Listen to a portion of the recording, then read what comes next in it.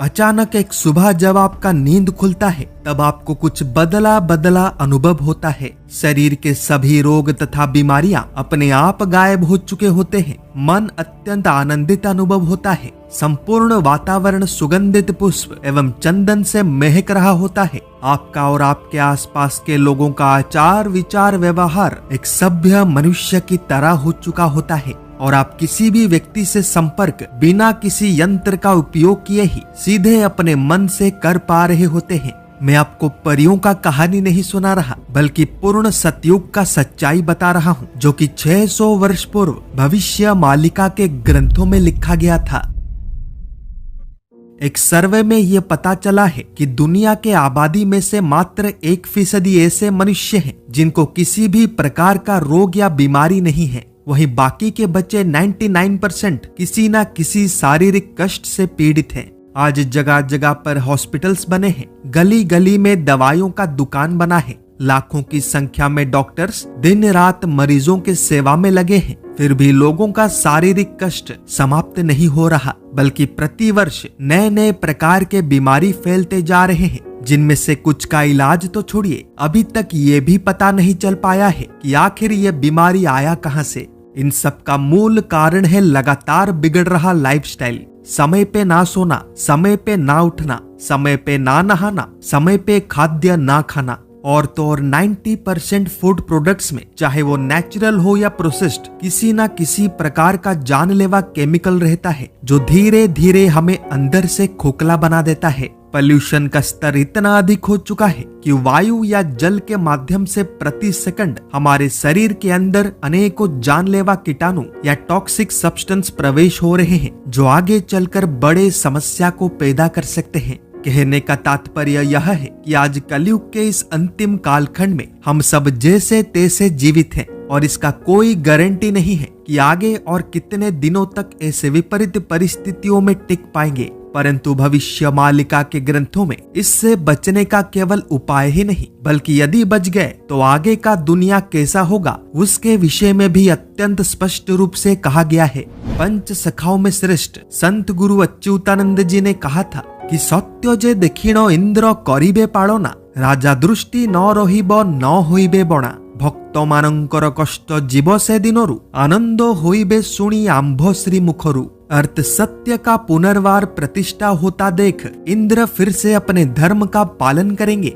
राजा गण प्रजा पर किसी भी प्रकार का अन्याय अत्याचार नहीं करेंगे। भक्तों के सभी कष्ट उसी दिन से दूर हो जाएंगे। कल्कि एवं बलराम एक नए सभ्य समाज का निर्माण करेंगे।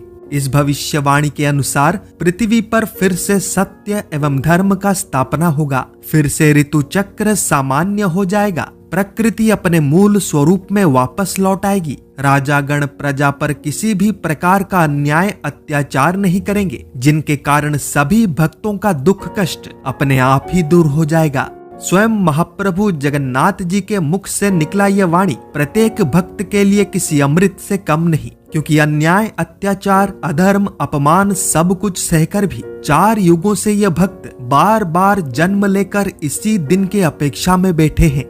सतयुग का यह डिस्क्रिप्शन लगभग सबको पता है, परंतु इस सतयुग में ऐसे अनेकों रहस्य हैं जिनके विषय में हर किसी को पता नहीं है। और आज मैं पंच सखाओं के द्वारा प्रकाशित गुप्त तथ्यों के माध्यम से उन्हीं के विषय में चर्चा करने जा रहा हूँ, जो कि रोचक तो है, साथ में आपको हैरान भी कर देंगे। संत गुरु अच्युतानंद जी के अनुसार सतयुग में धन, सोना, चांदी, हीरा, मोती, माणिक जैसे वस्तुओं का कोई भी अस्तित्व नहीं रहेगा। गुरुदेव ने तो यहाँ तक कह दिया है कि सतयुग में यदि रास्ते पर एक बड़े से सोने का टुकड़ा पड़ा होगा तो मनुष्य उसे देखकर भयभीत हो जाएंगे एवं एक दूसरे से पूछने लग जाएंगे कि आखिर ये वस्तु है क्या। सतयुग में बार्टर सिस्टम चलता है, यानी यदि आपको 1 केजी चावल चाहिए तो उसके बदले में आपको धन नहीं बल्कि 1 केजी दाल या 1 केजी नमक देना पड़ेगा। शिक्षा व्यवस्था वर्तमान की तरह स्कूल कॉलेज से नहीं बल्कि महान ऋषि मुनि साधु संतों के द्वारा गुरुकुल के माध्यम से संचालित होगा।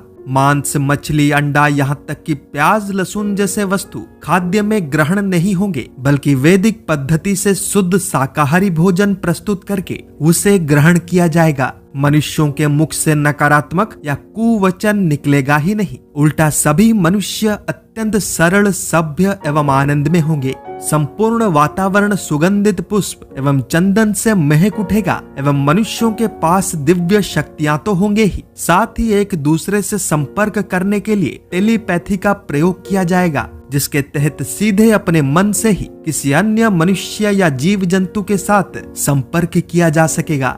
एक बार, केवल एक बार इन सब का कल्पना कीजिएगा और अपने विचार को कमेंट्स में अवश्य बताइएगा। परंतु सतयुग में इनसे भी अधिक रोचक चीजें देखने को मिलेंगे।